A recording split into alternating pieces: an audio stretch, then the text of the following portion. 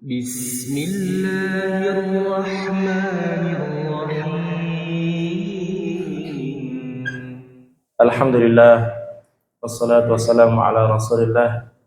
Asyhadu an la ilaha illallah wahdahu la syarika lah wa asyhadu anna Muhammadan abduhu wa rasuluh la nabiyya ba'dah. Fa ya ayuhan nas usi nafsi wa iyyakum bittaqullah faqad fazal muttaqun. Haitsu qala Allah ta'ala ya ayyuhalladzina amanu ittaqullaha haqqa tuqatih wa la tamutunna illa wa antum muslimun. Amma ba'd.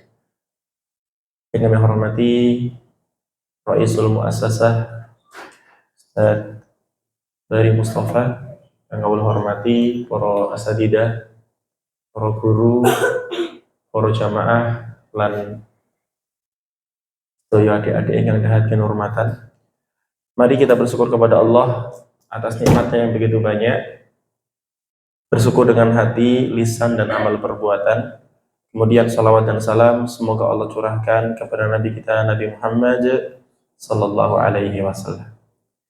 Oke, kita lanjutkan hadis yang ketujuh yang berjudul 3 amalan emas. 3 apa? Cukup sampai situ saja, jangan ditambah. Ya, jangan ditambah 3 amalan emas Salman. Ya, enggak. Atau Mas Fatih. Ya, enggak juga. Ya. Oke, hadis sabi, hadis yang ketujuh. An Utsman bin Affan radhiyallahu anhu, dari sahabat yang bernama Utsman bin Affan. Siapa nama Utsman bin Affan? Gelarnya ya Dzun Nurain, yang punya 2 cahaya. Karena Utsman ini menikah dengan salah satu putri Nabi. Qadarullah meninggal. Akhirnya menikah dengan salah satu putri Nabi yang lain, akhirnya juga meninggal. Dan kalau tidak salah beliau mengungkapkan, seandainya Rasul Shallallahu Alaihi Wasallam masih punya anak perempuan lagi, ini saya akan aku nikahi. Qadarullah memang sudah tidak ada ya. Itu kalau di Jawa istilahnya apa Pak Bari? Turun ranjang ya Pak, turun ranjang gitu ya. Anak-anak pasti nggak tahu ya istilah itu ya. Tahu, Insya Allah. Ya, dari sahabat Utsman bin Affan, semoga Allah meridhoinya. Beliau berkata, Rasul Shallallahu Alaihi Wasallam bersabda, perhatikan 3 amalan ini, setiap hari kita mempunyainya, setiap hari kita memilikinya. Cuman jadi emas apa enggak? Pertanyaannya, kualitasnya ini apakah sudah menjadi emas apa belum? Man tawaddo'a fa asbaghal wudu. Siapa yang wudu dan menyempurnakan wudunya. Summa masya ila salatil maktubah, kemudian dia berjalan menuju salat, yaitu salat yang diwajibkan untuknya, salat fardu. Fa shallaha ma'al jamaah, kemudian dia mengerjakan salat tersebut bersama jamaah. Salat berjamaah. Ghafarallahu lahu dzunubahu, maka Allah Subhanahu wa taala akan mengampuni dosa-dosanya. Rawahu Muslim, hadis ini diriwayatkan oleh Imam. Yuk kita ulang, 3 itu apa aja? Yang pertama apa? Menyempurnakan wudu. Yang kedua, berjalan menuju masjid. Kenapa Pak tersenyum? Ustadz aja suka pakai motor. Wah, astagfirullahaladzim. Ya kadang-kadang kalau anaknya ikut, dua-duanya ikut, apalagi ya, berat juga gitu. Kemudian yang ketiga apa? Sholat berjamaah. 3 ya, wudunya sempurna, kemudian jalan, kemudian jamaah. Apa yang akan didapatkan? Ghafarallahu lahu dzunubahu, Allah akan ampuni dosa-dosanya. Siapa yang gak punya dosa, katakan. Gak pada berani kan? Ustaz juga gak berani ya. Tapi kita baca syarahnya. Fi hadzal hadis, dalam hadis ini, akhbarana Nabi sallallahu alaihi wasallam. Nabi sallallahu alaihi wasallam mengabarkan kepada kita. Ada yang sudah mulai berat kepalanya? Tolong diangkat dan ditahan ya ikhwah. Punya kepala itu beruntung. Iya enggak? Walaupun pusing harus dijaga gitu ya. Saya akan tetap semangat gitu ya. Oke, kita lanjutkan. An amalin azimin, tentang amalan yang sangat agung. Man amila bihi akramahullahu bisawabin karimin. Siapa yang mengerjakannya, Allah Subhanahu wa taala akan muliakan dia dengan pahala yang sangat agung. Wa hadas sawabul karim, dan pahala yang agung ini huwa an yaghfira lahu dzunubahu, adalah Allah akan mengampuni dosanya.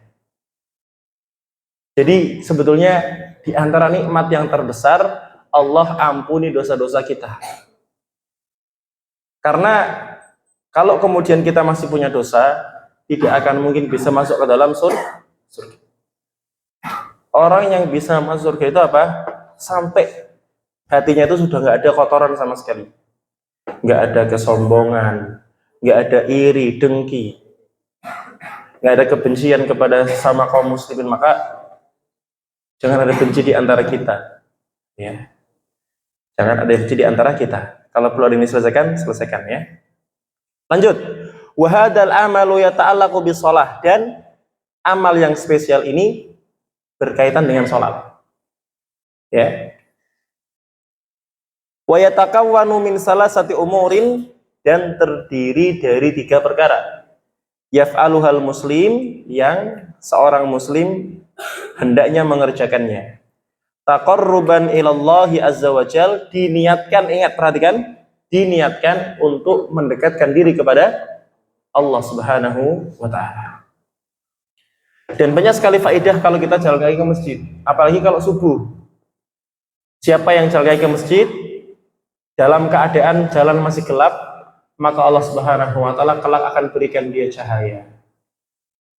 Tapi yuk jangan juga jalan menuju ke rumah Ustadz lampunya cuma 4, dimatikan 2 gitu ya, kan gelap banget gitu ya. Ya, jangan dimatikan lagi, sudah. Oke, lanjut ya. Yang pertama, an yusbighul wudu, menyempurnakan wudu. Wa isbaghul wudu huwa ikmaluhu wa itmamuhu. Maksud dari isbaghul wudu itu adalah apa? Menyempurnakan dan memaksimalkannya. Bihaitsu yasilul ma'u ila kulli adwin min a'dha'il wudu. Dengan cara apa? Menyampaikan atau menjadikan sampai semua air itu merata ke seluruh anggota wudu, wusulan muakkadan, dengan sampai yang kuat. Artinya begini, nggak cuman kemudian ini keran giniin doang, tapi apa ya ikhwah? Dipegang, tarik ya. Jadi kalau wudu sempurna itu yang pertama niat. Pertama apa? Niat. Kemudian baca bismillah, cuci tangan 3 kali ya, bersih. Kemudian ambil air apa? Masukkan ke mulut dan hidung, disedot. Kalau bisa sampai antum agak merasa pusing. Itu secara kesehatan bagus. Insya Allah jarang flu. Insya Allah. Ya. Istinsyak dan istinsyar ya. Masuk, kemudian ditahan dulu, baru keluarin semua. Berapa kali? 3. Kemudian basuh muka ya. Ambil semua kena nih. Batas rambut sampai kemudian batas wajah ini. Kena semua. Berapa kali? 3 kali juga. Tangan juga sama. Boleh dari sini dulu. Ya, atau boleh dari sini juga nggak apa-apa, sama. Ya, kena semua, jangan cuman ucir doang gitu. Jangan ya. Kemudian kepala basahkan ya. Boleh dengan 1 jari begini boleh. Belakang, ke depan, kemudian ke telinga. Atau mau ini semua juga boleh, tapi dibuang dulu airnya ya. Yang penting basah, jangan semua gini. Nah, sah gitu ya. Ya, gini nggak apa-apa. Ya, bersihkan ya, sudah. Kemudian kaki kalau bisa jarinya di sela-sela. Pakai kelingking boleh ya, atau pakai ini juga boleh. Kena semua, bawahnya juga dipegang sampai mata kaki. Kalau antum mau bonusin boleh, sampai betis juga boleh. Dibonusin. Nah, jangan ada yang kelewat walaupun selubang kain. Kain apa koin? Koin. Ya. Apa? Ada satu imam nggak? Nggak ada kan? Iya. Nanti disuruh bedain qaf sama kaf nanti saya. Gitu ya. Itu yang pertama. Yang kedua, an yamshiya ilal masjid qasidan ada as-shalah al-maktubah. Kemudian dia berjalan ke masjid dengan niat mendirikan sholat. Sholat dulu. Jangan niatnya mampir mana dulu. Kemudian kemana dulu, enggak. Niatkan sholat dulu. Urusan mampir pulangnya nanti.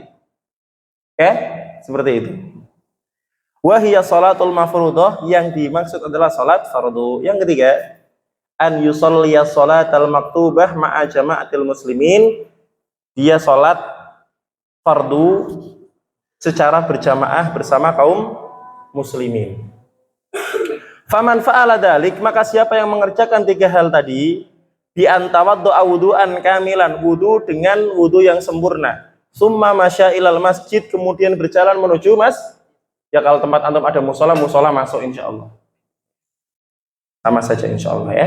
Kemudian apa? Summa shola ma'al jamaah, kemudian sholat bersama jamaah, hasola ala hadas sawabil karim, ia akan mendapatkan pahala yang mulia ini. Wa huwa an yaghfirallahu dzunubahu, yaitu Allah akan mengampuni dosanya. Wa man ghafarallahu dzunubahu fahuwa minal muflihin, dan siapa yang Allah Subhanahu wa taala ampuni dosanya, dia termasuk orang-orang yang beruntung, orang-orang yang sukses fid dunya wal akhirah, di dunia dan akhirat. Semoga kita termasuk orang-orang yang seperti ini. Jadi ikhwah, di dunia ini kan ada perumpamaan-perumpamaan yang banyak, dan pernah kemarin saya sampaikan, kalau misalkan antum harus keluar rumah, ada sungai dan antum harus mandi, mungkin masih ada dagingnya nggak? Nggak ada, bersih, glowing gitulah bahasanya, halus, kinyis-kinyis gitu ya, Masya Allah gitu ya. Maka sama, orang yang wudunya bagus, sholatnya bagus, syukur-syukur berjalan, belum lagi setiap jalan, yang satu akan menggugurkan dosa, yang satu akan meninggikan derajat. Luar biasa ya. Karena itu semangat, dan hidup di pondok itu bersyukur, bekerja di pondok bersyukur, jadi tetangga pondok juga bersyukur. Insya Allah mau melakukan ini itu mudah. Karena kalau kita kemudian kerja di luar ya, atau mungkin berkegiatan di luar, biasanya agak sulit. Kalau kita liburan aja wes sulit nggak? Kecuali kalau memang sudah terpatri, sudah menjadi role model ya, sudah menjadi kebiasaan, maka tidak sulit. Oleh karena itu, syukurilah waktu-waktu kita di pondok. Barangkali waktu kita di pondok adalah waktu yang terbaik di sisi Allah Subhanahu wa taala. Barangkali nanti kalau amal kita ditimbang, ternyata amal kita yang paling berharga adalah amalan ketika kita di pondok. Masya Allah. Itu saja, terima kasih, semoga bermanfaat. Ini sudah hadis ke-7. Semoga kita bisa istiqomah, ada 40 hadis ya. Semoga istiqomah ya. Apabila dari apa yang kami sampaikan ada kebaikan dari Allah, silakan bisa diikuti. Kalau ada kesalahan saya mohon dimaafkan. Kita tutup dengan doa kafaratul majelis. Subhanakallahumma wa bihamdika asyhadu an la ilaha illa anta astaghfiruka wa atubu ilaik. Setelah nanti salam, silakan langsung sholat sunnah ba'diyah. Assalamualaikum warahmatullahi wabarakatuh.